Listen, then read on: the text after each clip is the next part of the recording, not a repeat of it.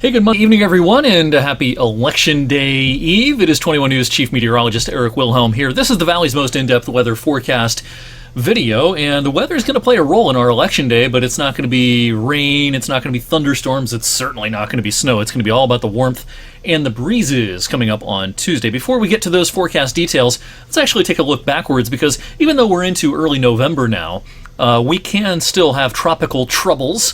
The Atlantic hurricane season doesn't officially end until the end of November, and on today's date back in 1985, the system that was once Hurricane 1, it was a tropical storm, but it brought us well over 2 inches worth of rain, something that can occur at this time of the year. And actually, we have a brand new tropical system, got a name this afternoon. This is Tropical Storm Raphael. It's in the Caribbean. Doesn't look like much right now, but Raphael is likely to strengthen as it heads up into the Gulf later this week. It may make landfall as a Category 2 hurricane on the western tip of Cuba, and it could be a hurricane for some time into the Gulf late this week and into the start of the weekend. And actually, some of the rain from this system may eventually get funneled to the north and bring us some rain showers at the end of the upcoming weekend on Sunday. Otherwise, today, just a beautiful afternoon. We made it into the 70s. The breeze was frisky today. Could be even stronger at times tomorrow. We had a 28 mile per hour peak gust at the airport today up in Erie along the lakeshore, 40 mile per hour gust this afternoon. Temperatures today well above the average. Of course, 77 the record today. We didn't come close to that, but 18 degrees above average today, 72 on the high side after starting at a very balmy 50 just after 6 o'clock this morning. Of course, the return of standard time happened yesterday. Sunset this evening was like at 5:13.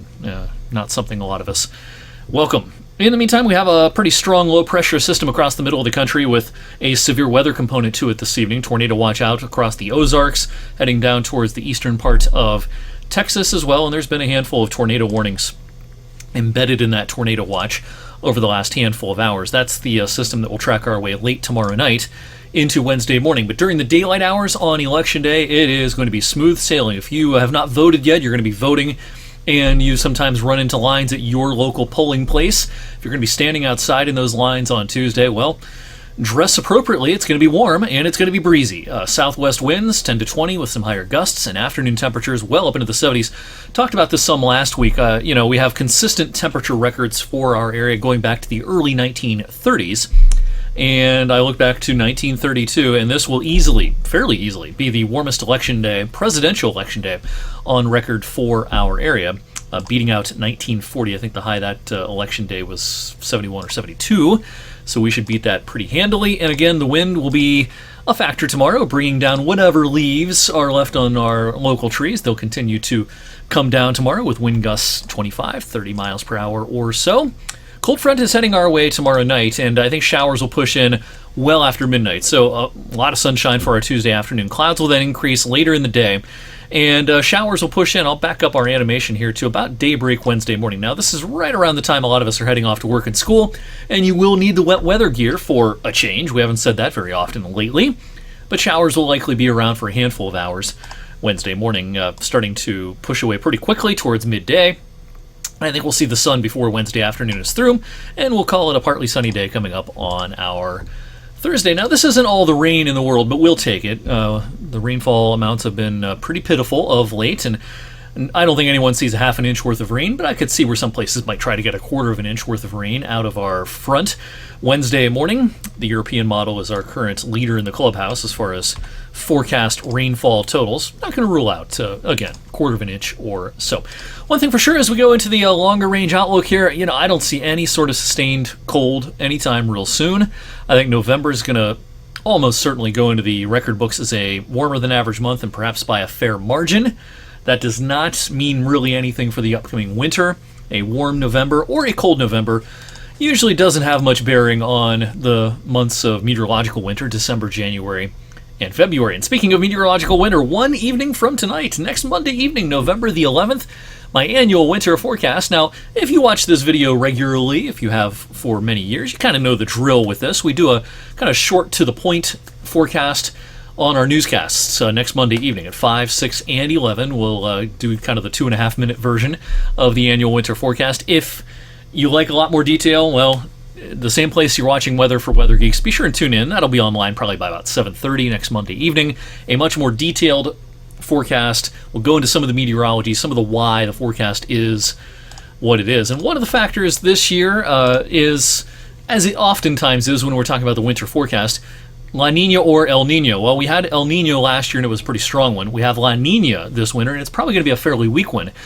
What does that mean for our upcoming winter? Well, we can look at the top 10 coldest and top 10 warmest winters and what ENSO, El Nino Southern Oscillation, phase we were in during those extreme winter events. The last 2 winters have been our warmest on record, both 2022 and 2023, and 2023, 2024 at the top of the list as far as our warmest winters on record. But interestingly, last year was a strong El Nino. The winter before that, weak La Nina.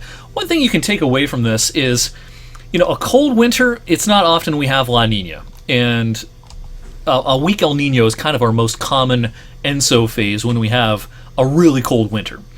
The warmest winters, there's a little more variety here. There's a few strong El Ninos.